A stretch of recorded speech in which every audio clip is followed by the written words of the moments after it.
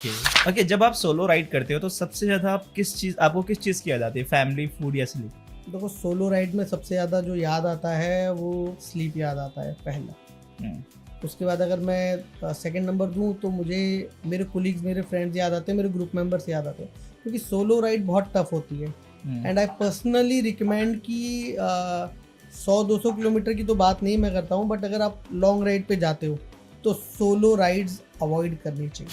Solo ride avoid करनी चाहिए, specially long route. Long routes पे लेह लद्दाख सोलो राइड के दौरान सबसे टफ मोमेंट कौन सा था कि बस अब यहाँ रुक जाओ, अब इसके आगे नहीं बढ़ना? सीरियसली लेह लद्दाख अपने आप में बहुत टफ राइड है।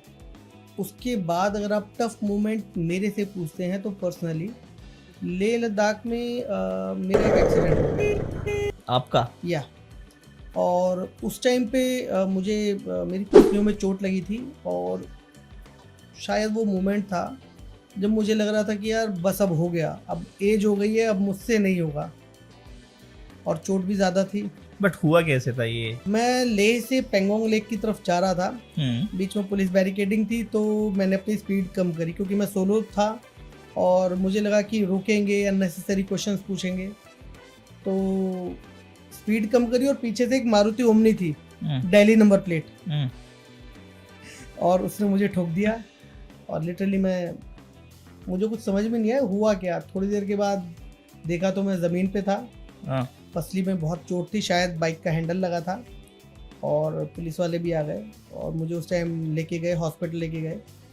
और क्योंकि होटल जो था मेरे नोन टू का था तो मुझे कोई ऐसा प्रॉब्लम हुआ नहीं। मैं लगभग 3 दिन होटल के अंदर रहा, रेस्ट किया मैंने, और वो 3 दिन मुझे सबसे ज़्यादा याद आ रही थी अपनी फैमिली की और अपने जो फेलो राइडर्स हैं उनकी, कि अगर शायद वो साथ में होते तो कहीं मुझे बहुत हेल्प मिल जाती। तो घर वालों को नहीं बताया था आपने? नहीं, घर वालों को बताने का मतलब है लास्ट राइड। हाँ, राइड लास्ट राइड है। Last ride. क्या कभी किसी राइड में जान का खतरा महसूस हुआ है आपको? जान का खतरा मतलब हाँ लगा तो था, यही सेम लद्दाख ये वाले?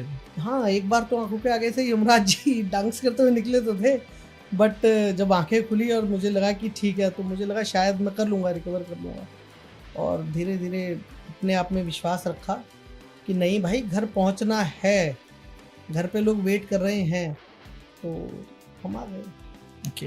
अच्छा, एक चीज़ और है जो नॉर्मली हमारे साथ राइडर के साथ बहुत ज़्यादा होता है कि जब भी बाइक स्लिप होती है या माउंटेन में ब्रेक डाउन होता है तो उस वक्त आपके दिमाग में क्या चलता है और कैसे काम करता है आपका दिमाग उस टाइम पे? कि बाइक स्लिप होती है तो देखो, मेंटली आपको प्रिपेयर होना पड़ेगा। आपको कुछ चीज़ें हैं, कुछ रूल्स हैं जो आपको ध्यान रखना है ड्यूरिंग द राइड। आपको चीज़ ध्यान रखनी चाहिए। अगर आपकी बाइक स्लिप होती है तो आप बाइक छोड़ दो। बाइक छोड़ करके अगर आप बाइक पकड़ के रखोगे तो डेफिनेटली बाइक के साथ हो सकता है थोड़ी दूर तक घिसते हुए चले जाओ, तो आप अपनी बाइक छोड़ दो और कोशिश करो रोल कर लो। रोल करने से आपको इंटरनल इंजरी के चांसेस कम रहते हैं। ब्रेक डाउन के समय में अगर आप ग्रुप के साथ हो तो मैं यही सजेस्ट करूंगा कि ग्रुप में कोई एक ऐसा होना चाहिए जो मैकेनिक हो, और छोटा मोटा काम आपको भी आना चाहिए। आपको अपनी बाइक के बारे में एटलीस्ट पता होना चाहिए कि क्लच वायर टूट गई तो आपके पास एक्स्ट्रा क्लच वायर होनी चाहिए। फ्यूज़ अगर काम नहीं कर रहा है तो फ्यूज़ कैसे काम करेंगे, और छोटी मोटी चीज़ें आपको भी पता होनी चाहिए। After all it's your machine.